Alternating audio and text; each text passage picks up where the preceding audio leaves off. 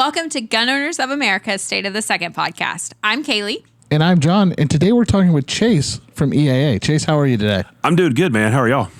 Doing all right. Thanks for joining us. Yeah, awesome. Been kind of looking forward to doing this. So, Very nice. Very nice. So, Chase, tell us who EAA is, how the company got started, and a little bit of backstory. So we are European American Armory. We are an importer of firearms to the United States. So the company was started in 1990. We've been importing now 33, almost 34 years.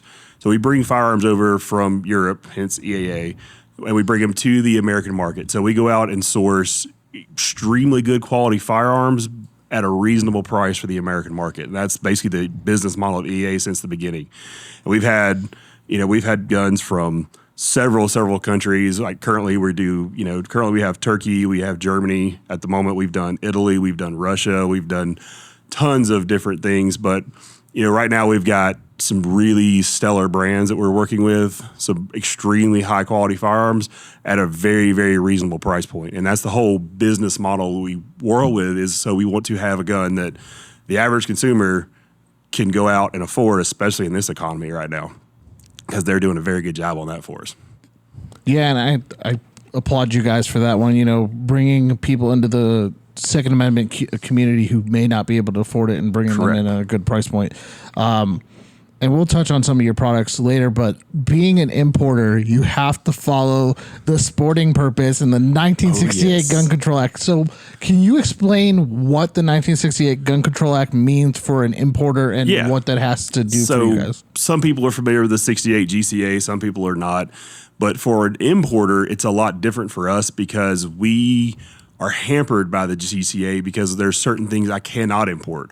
If I went over and found a really cool, say like an MP5 clone or like a SIG 550 or something cool that people want, you can't just readily import those without making them compliant. So you have to import them over and 922R them. Basically, you have to put so many American-made parts, assemble them here, all this madness to make it okay. So that's why you see some of these firearms that come over that are really good quality guns, but the price immediately goes up on them. And it's because you have to do all this American manufacturing.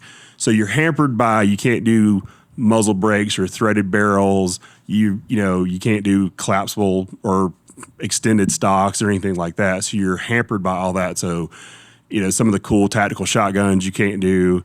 That's why, you can't get a legitimate M4 in the country without paying a lot of money for one to bring it in and have it done yourself. So things like that.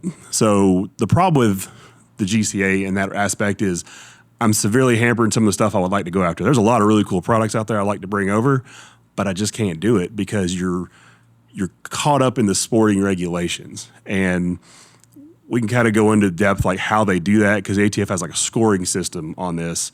And it basically, you have to submit a firearm to the ATF and you have to go, "Mother, may I bring this gun in and sell it to the American public?" And they literally go through, evaluate the gun, they score it, and they give you a scorecard. Literally, if you don't score at least 75 points, it's not considered importable. Plus, they can make the determination if they think meets the sporting criteria or not.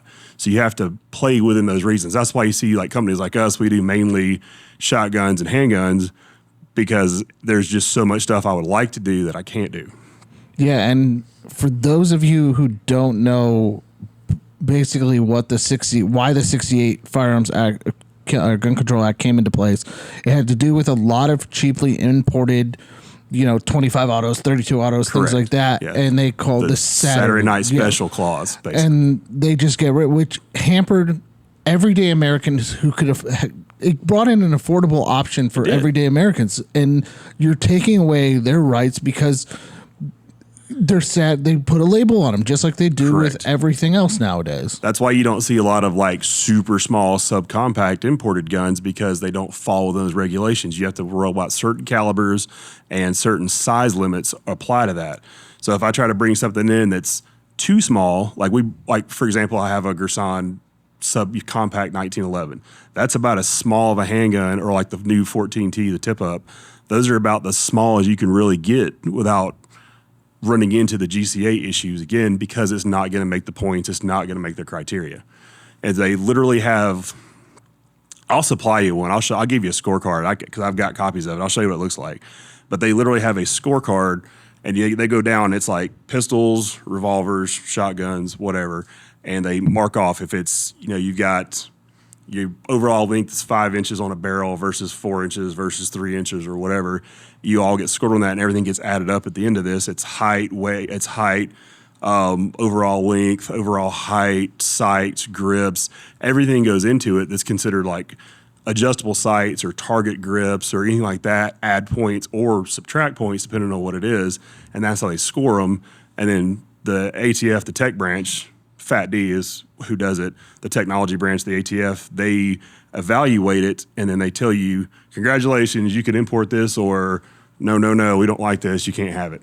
Yeah, and we talked before this, we talked in depth about some stuff you can't go into about what they do. It's just against the Second Amendment rights, and you can't, it hampers you as a company. It hampers us. I mean, it hampers everybody because there's a lot of cool stuff I want to sell to the American public at a reasonable price point that I can't do because you run into the issue of mother may I, and they're like, oh, we don't think so. And with the current administration just making stuff up as they go along, because we all know that's exactly what's going on right now.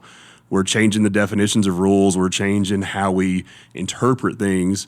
It just makes it so much harder on everybody. It's hard enough on the industry as a whole, but it gets really hard on guys like us that are trying to bring this stuff in because I have a whole nother layer of bureaucracy to go through because you've got to make customs happy. You've got to make the ATF happy. It depends on what it is, what you run into, which agency you deal with, but predominantly ATF is the one that controls what you can and can't bring in. But it hampers, and it ultimately affects the American people, the consumer, because they can't buy certain things they want to buy. And we hear it all the time, like, why can't you bring this in, or why can't you bring that, or why can't you do this? I would love to, but the government says I can't. Well, you go to EAA, and that's probably one of the times you get most questions. And when EAA happens, and for those of you who don't know what EAA is SHOT Show, but in Europe. Yeah, it was a really cool show because there's a lot of cool stuff in Europe you'll see that you're not going to see in the United States. There would be amazing products to sell in this country, but we can't do it because of current regulations, regulations. Some are hard and fast rules, and some are, rules that they have interpreted recently or reinterpreted, or you have to stay on top of it. It's a problem. I talk to them pretty much weekly.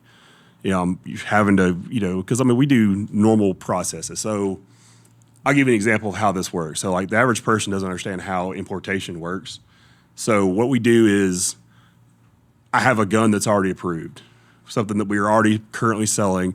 I have to fill out a form. Basically it's a Form 6A. You have to come in, fill a form out, and request to bring in X whatever amount of firearms I'm bringing in. I have to bring them in and then resubmit that form back to the ATF after we've brought them in, verified everything's here and all that we do it. So every time I bring a gun into the country, I'm having to do all that paperwork every time.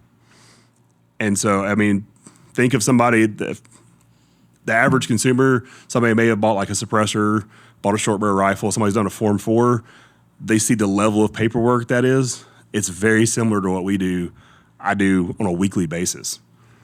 And so that's just one of the fun parts of my job is getting to deal with the ATF every week on doing all these massive forms. And a lot of it's pre-filled out, thankfully, but it's just another level of, it's not like just bringing something into a bound book at a gun dealer or something like that. You have to physically go through all that paperwork every time you want to do something. That's already on a permit. They've already said, yes, you can bring it in. So you already have the okay to do it and the number. But now I have to physically account for all that on a separate form. And that's every time we bring something in the country. Yeah, one of the things that I think a lot of people have a misconception about is that the bureaucracy or the federal government is just going after the individuals. And they might not see what's going on at the firearm industry level. They don't. Or they might not understand it because it's not something that's talked about a lot. And that's one of the reasons why we started this podcast, is to kind of help thread that needle, because there's so many different levels that are attacking the Second Amendment. You have the culture and the culture is upstream from politics. The politics is upstream from the industry is upstream from the individuals in so many regards, down to what options you have behind the counter that you can legally acquire. And so I appreciate you going into the depth that you're going into, because I don't think conceptually a lot of people realize the reinterpretation of these things is happening constantly, and it's a constant moving goalpost. It is. Here's a really good example right now of that. So we have been working on, we brought it out at SHOT Show, our Witness 2311, our double stack 1911 family. So I originally was going to partially make those overseas, partially make part of them turkey, have part of them produced here in the United States, put them together here, sell them. Tons of companies do that. It's no big deal. Because of their changes in the frame receiver rules and how things are applied to that now, that submission was done last August. So August 22, here we are, September 23, there's still no determination on that. They just, because they don't know, because they've changed the rules, they've moved the goalposts so many times at this point, and now they're getting their hands smacked in court. They can't comment on it. And so now, literally, I was told by the tech branch that does this stuff, it's like, hey, it's got to go to legal counsel. They have to, review everything because it's a receiver frame, all the rules apply now. And it's hanging out in limbo until all this is settled. So until the courts are done with the frame receiver rule, that just hangs out in limbo. So I just have to, basically we just pivoted and we're like, we'll just build the entire gun in Turkey and import it over like we do everything else. But it just totally changed our game plan mid-stride. And in doing so, it delayed me bringing those guns into the way I wanted to, because we already had something set up to do it that way. And now I have to shift, which it's not that big a deal for us to shift because we're already working alongside this company. We're already working alongside Gerson so well anyway, but it just totally changed our plans. Mm-hmm. And the average consumer doesn't understand or doesn't know how all that bureaucracy works, or doesn't work for that matter. This episode of State of the Second is brought to you by Cloud Defensive. They care about your Second Amendment right, so much so that they actually refuse to sell their lights to the ATF and other government organizations. Make sure to support someone who supports you by visiting them at clouddefensive.com. Here's a question I have for you, because as an importer, you're looking at new products constantly to bring in. What is the red tape behind bringing in a sample to test? That's a good one. And so it's something we do quite a lot. Actually, here just a little while ago, before I walked up here, I actually got a notification that one of the guns we sent in for that process actually got approved so that we can bring them in the country now. So the way that works is we go say we come up with an idea. We'll take the 14T because that was something new. We're doing really well with that. We took that gun and built a design that had to, you have to bring it over a conditional permit. So you have to bring over you have to fill out a permit to the ATF that says, hey, here's the parameters of the gun. Here's all the specifications, height, weight, X, blah, blah, blah. You have to send that in, and they tell you yes or no, will grant you a conditional. Once they grant you a conditional permit, you can import one that goes directly to the tech branch in West Virginia. I don't ever see that gun until it comes back from them. So we can see it in Turkey, or we can see it in Germany or whatever country, but I don't see it in the United States until it physically comes back from the tech branch.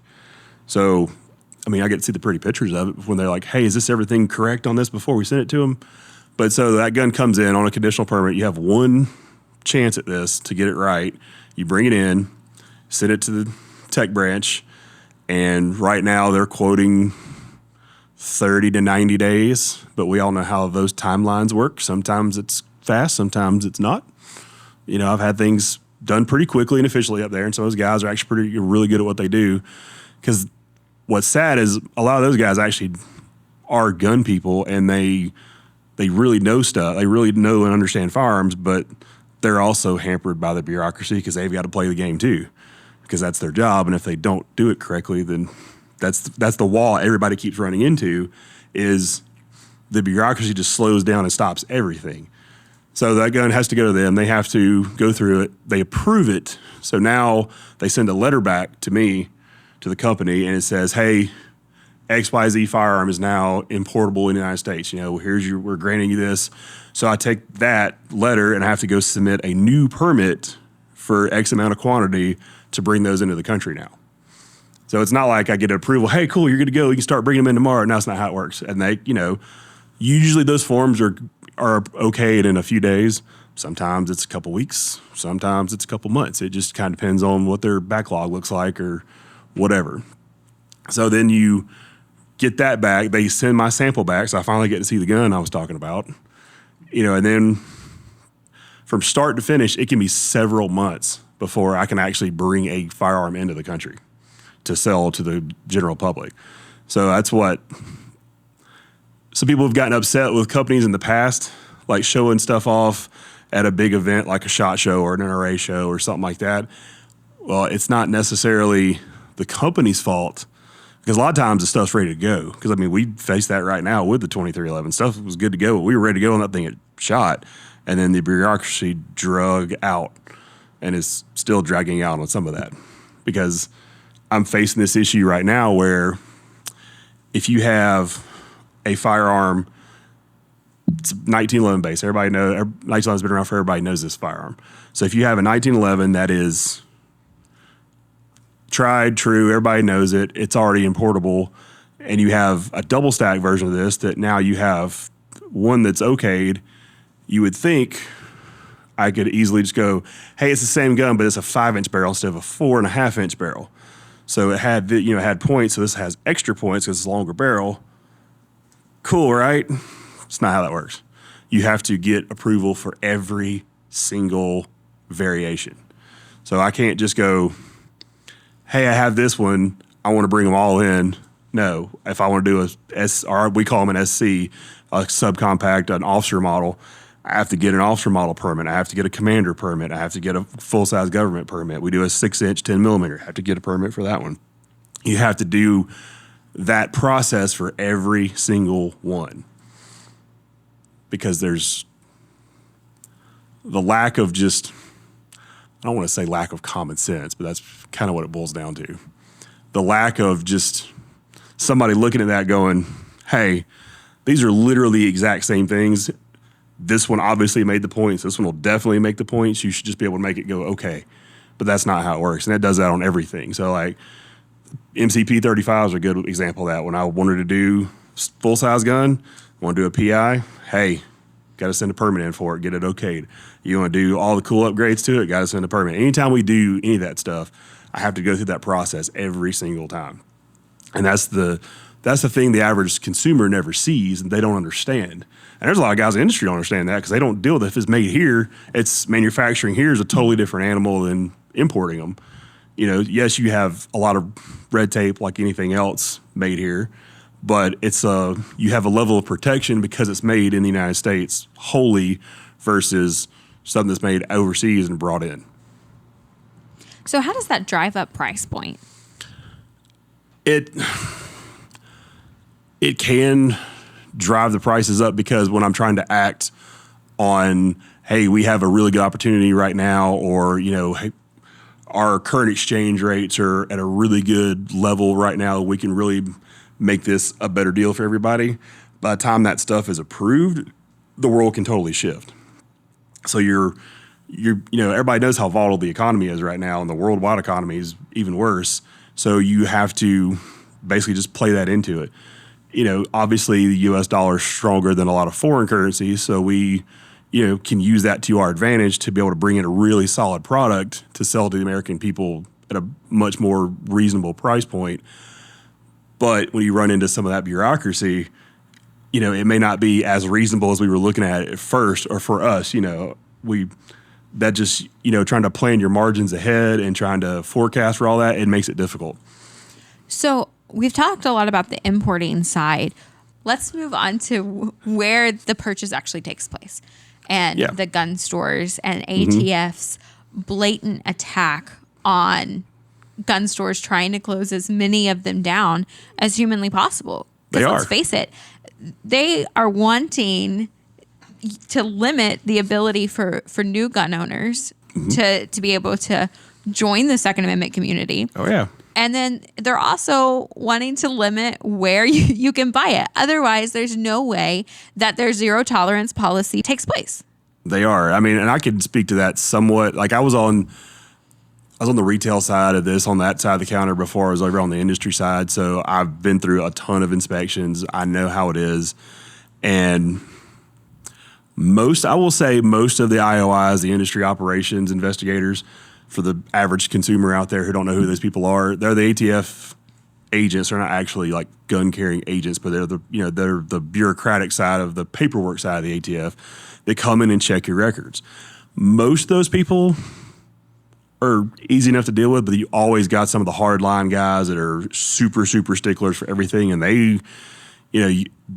they will really go after you if you've got mistakes on things. And I mean, there's always places that are doing things they shouldn't be doing, and if it's a warranted thing, like, hey, you are obviously selling stuff that you shouldn't be doing to people, that's one thing. But at the average gun store that makes a mistake on a 4473, and they're like, nope, you missed this, or if they send a trace out and you didn't catch it, didn't get the email or whatever, those are immediate shutdown offenses now. Mm-hmm. I mean, I just went through it on the manufacturer, like on our side, on the import side, our first inspection, since COVID, and that was something they drilled home is, hey, you need to make sure these points are met. I mean, because we're not doing 4473s and all that stuff to the general public, but we have to keep all our paperwork in line too. And let me tell you how much fun it was. And they're like, we need like a year's worth of records. And I'm like, how much time you got?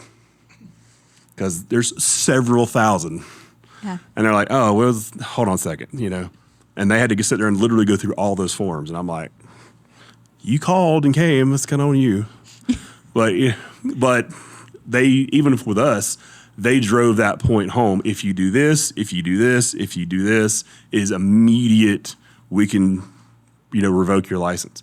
And if you revoke a license of anybody in the industry, it doesn't matter if it's a small shop, big shop, manufacturer, importer, whatever, that literally kills that part of the business. Mm-hmm. And it doesn't come back, especially on this side of the industry. You start killing off companies, you start killing off distributors, that business doesn't come back. Like everybody thinks, oh, that just goes somewhere else. It doesn't. Like we had 2 huge distributors close in the last 10 years that, yes, other companies got some of that business, but some of that business is just lost. And I think that's the ultimate goal for certain people is they want that to happen. You start shutting down more and more access. That's an easier way to control everybody. Well, because that pushes up the price. It does. And I think that's why you have people on the left that propose 1,000% excise tax. Yeah.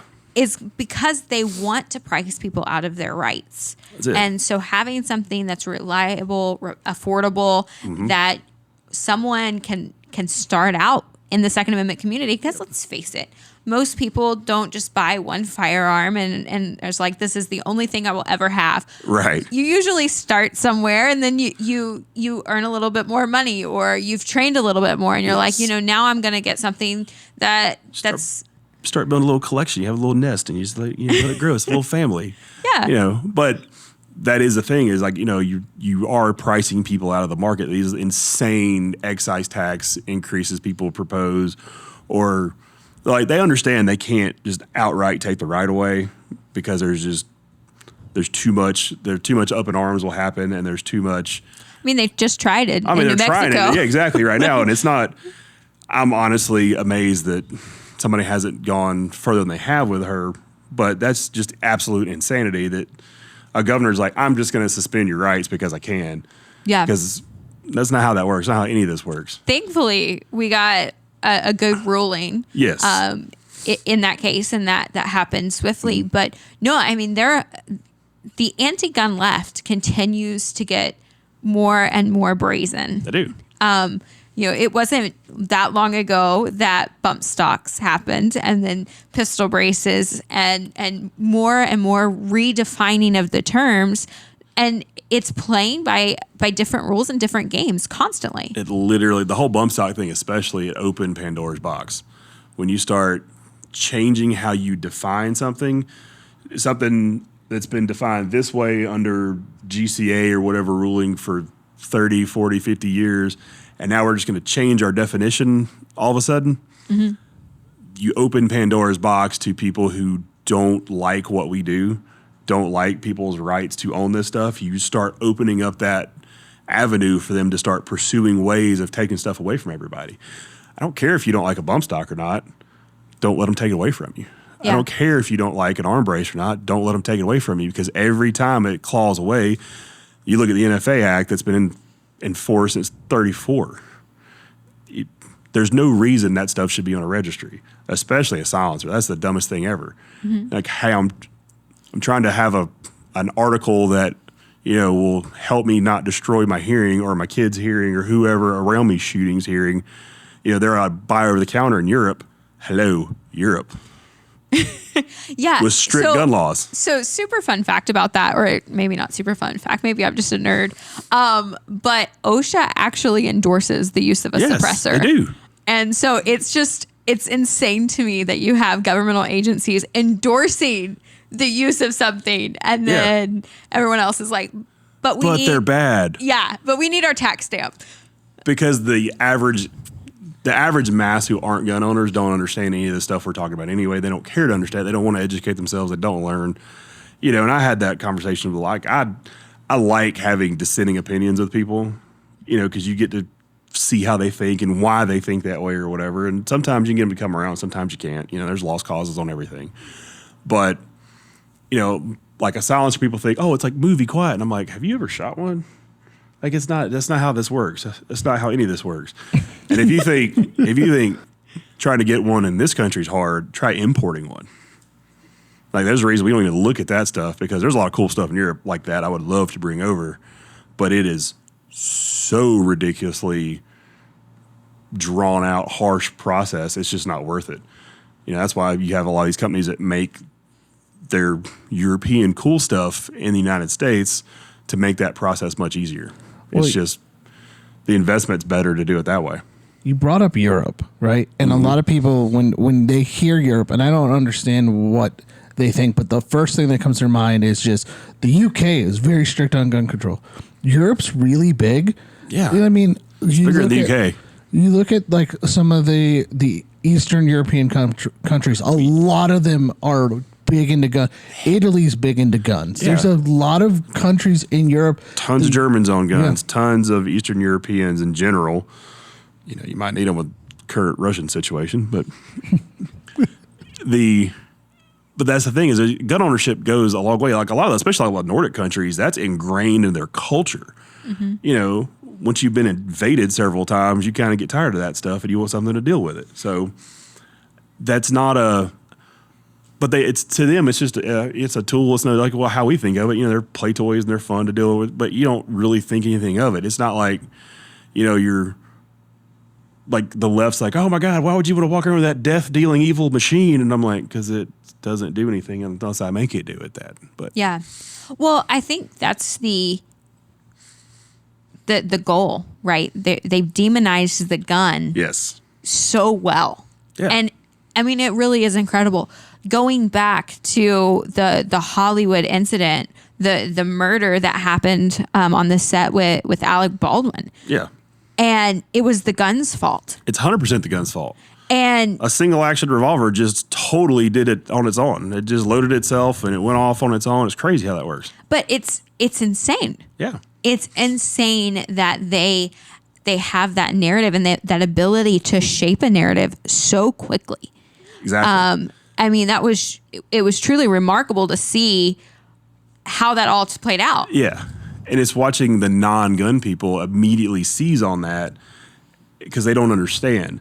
I mean, you know, some dad that's taught their son or daughter who's 7 or 8 years old knows gun safety much better than that. And why that was ever allowed on a set that way, who knows? I mean, there's prop guns for a reason that don't hold live ammunition. What a concept. But that is so egregious what happened, but it immediately became the gun's fault, and it was immediately a witch hunt on firearms because this tragedy happened. Not the ridiculous amount of steps that weren't followed, or it's like any other shooting or anything that happens. It's never the things that led up to that. It's the terrible thing that happened. That's the fault, and it's the evil gun that's always at fault. Yeah, you and I both know if if we have possession of a firearm, we have to take personal responsibility for everything that happens to that firearm. And so it's that double standard, and it's that vilification that is so dangerous. Yes. If you have a supercar, it's not the car's fault because you got hammered and ran over a crowd of people. That's on you. But that's exactly the reverse logic that's used on firearms is it's the gun's fault if something happens with a firearm. It's immediately, well, these are bad. These are why these should go away. But all they're doing is they're attacking your right directly in any way, shape, or form they possibly can. To circle back, so we've got you talked about the 1,000% tax. We talked about zero tolerance on FFLs. There's a trend happening here now where they're redefining what an FFL is. Yes. So yes, there is. You and I and Kailey, all three of us have firearms collections, unless they all happen to go down in a big boating accident, according to some. As a meteorite just fell out of the sky. It's terrible. I'm so sad. Lost it all. You being in the industry for so long, and as well as you bought stuff at good pricing. Yeah. Now that if you go sell those, and this is what they're trying to redefine as doing business, you go to resell, you make money off of that. Well, now you're an FFL. You're an FFL. You should have a license for that. So I'm like, hey, Joe, I bought this XYZ firearm 5 years ago, and it's just not doing it for me anymore. I'm thinning down the collection. I'm raising funds for something else. I knew you were interested in this. Hey, you still want to buy it? How does that make me an FFL all of a sudden? Because you're doing commerce and collecting a profit for it. Now you're an FFL. How much sense does that make? Do we do that on anything else somebody sells? Other than, if you buy a card, you pay the tax on it when you go get a registration on it. Nobody does this on any other consumer product out there besides things like firearms and, things you have an actual right to. It's insane. And if you think about that XYZ firearm, depending upon what it is and how old it is, that is significant loss of an asset. Like if you have a pre-86 machine gun. Correct. Like, Granddad had a first generation single action army that's in impeccable shape, that's insane value of these things. Those assets are high. Yeah, that is an asset that is passed down and is kind of like, the fail safe, so to speak, as far as like if you are ever desperately needing cash, like that's an appreciating asset. Correct. And this potential rule change could be devastating for people who have treated their firearms as that solid asset. Absolutely it is. And that's the things that the average person I don't think pays attention to is every time they change these little definitions or interpretations, it erodes you at small levels, but you don't think anything of it until it's too late. And that's what more people have to understand, and they have to wake up to that knowledge that, they're not your friend when it comes down to it. Like it's a bureaucracy that wants to control you. It doesn't care, what your personal feelings are or your personal situation or anything like that. Well, they like to make up these loopholes. And now the new one is the fire sale loophole. So if you're closing your FFL or your closing business and you have to get your money back for those assets that you paid for. Yeah. Well, now if you sell them at a discount because you're trying to clear house, then now it's a fire sale loophole. And they tell you have X amount of days to liquidate your inventory or transfer it to whoever. But it's a fire sale now because I'm going out of business sale like other, I could be like every mattress firm in the country going out of business, fire sale. Well, you can't do that with this because now it's, now you're doing things you shouldn't be doing. It's insane. Well, yeah. And let's just talk about the FFLs that are closing. I know we've talked about zero tolerance policy. We're talking about the fire sale, supposed fire sale loophole that the ATF is claiming. But let's not act like it wasn't very long ago that we filed a FOIA request and uncovered that the ATF had almost 1 billion records on file from FFLs that had closed. These are not legal for them to have. No, they're supposed to be destroyed after, was it 20 years? It's a de facto registry. It is. 100% it is. And it is something that... Fully admitted they were digitizing all the documents. Yeah. Fully admitted it. It is unbelievable how just blatant they are. Mm-hmm. And so it's important that we as citizens stand up, are accountable, and let our voices be known that this is unacceptable. And we sue and we do all of the things that we can legally to rein in a bureaucracy that has become a totally rogue agency. There's several in the current government system we have that are just doing whatever they want to do. And they're one of them for sure. And it's just, well, we're just going to reinterpret this as we see fit to fit our agenda. And it puts a strain on all of us. It puts a strain on the industry. It puts a strain on the dealers. It puts a strain on the consumer. I mean, it's your rights, and we're the ones that are allowing them to do it. If more people don't stand up, it's not going to change. And that's what the average person needs to understand is it's your right, but if you don't protect it, you're not going to have it. That's why, the Second Amendment is so important. That's why the founders put it there as a Second Amendment is because of that. They understood what tyranny really was, and they understood what a radical rogue government could do. That's why we fought a war over it. And we're looking at the same bureaucracy now, same overreaching bureaucracy now, and people are just letting it happen. Yeah, the founders didn't mince words. They did. 27 words in the Second Amendment. Yeah. They were very clear. Yeah, and it was, well, we're going to try to redefine what a militia is. We're going to try to redefine what this means. It's, no, we're not redefining anything. That's what this meant then. This is what it means now, and it's pretty cut and dry. Yeah. Well, Chase, you're a big movie fan like I am. What's the first thing they looked for in Red Dawn? Was the first thing that when they invaded, what did they go to the gun store and look for? Ammo. No. I don't remember. It's been a minute since I've seen They were Red looking Dawn. for the 4473. They were looking for the documents. Yeah, those documents. In 84, Yeah. they put in Red Dawn, go find the 4473 so we can find more people. Yeah, I'm talking about the Soviets, yeah. Or Soviet. So, yeah, I mean, that's the thing is the documentation. I mean, if you've ever bought a gun, it's on record. I mean, people are like, oh, whatever. I bought that thing 30 years ago, and government's got it. That place is out of business. It's there. I mean, my old shop, you should see the, hall of records that place has got. That stuff's all floating around somewhere. Now, it's going to take somebody a long time to go dig through all that because that's all paper intentionally. But it's there.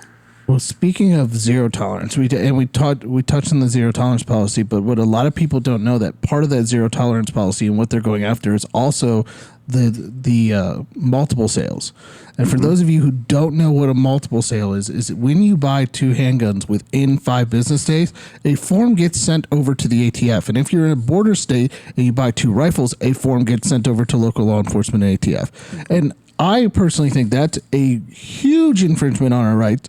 Because why do they care? Doesn't matter. And if they don't send it in as an FFL, if you don't send it in within those 3, I think it's 3 business days from 3 business days from the sale, yeah.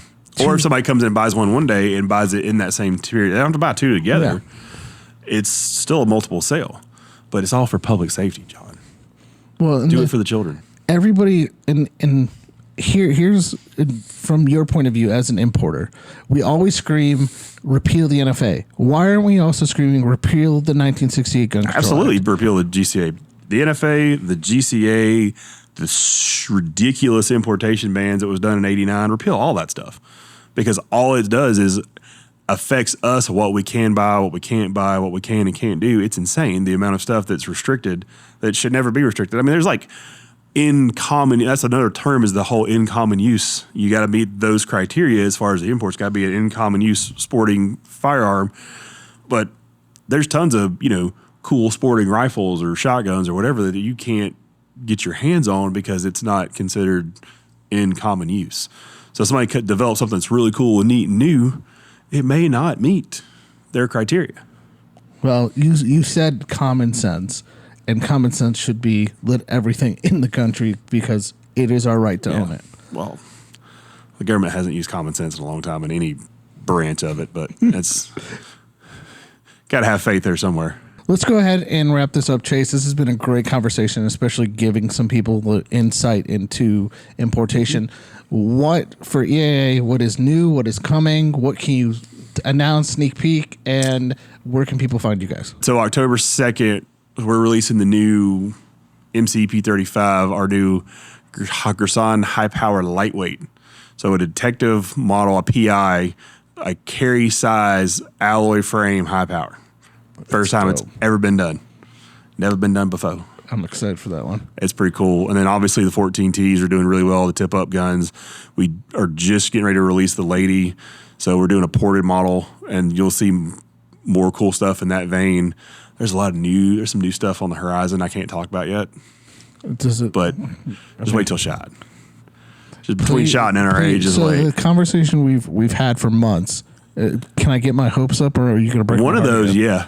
One of those I'm pushing real hard for. Real hard for. He's got some cool, conversations we have. There's some cool, I'll say retro stuff that could possibly be very, coming. very retro, but very cool. If somebody sees this one, they will lose their mind, I promise. Especially our generation. Yeah. Yeah. Oh, yeah. Absolutely. Yeah, it's going to be really dope. Chase, where can they find you guys? Website, socials, all that stuff? Real easy. EAcorp.com, and then Instagram, Facebook, Twitter, X, or whatever. That's all EAA Corp. We're super easy to find. We're really active on social media. We're actually pretty active on the website. You can actually get on there and chat with us via that as well, but super easy to find. Well, if you enjoyed this episode of State of the Second, be sure to give it a thumbs up and a 5-star review if you're listening on a podcast platform. You can find us on our social media at State of the Second. Second is spelled out, and visit us at gunowners.org.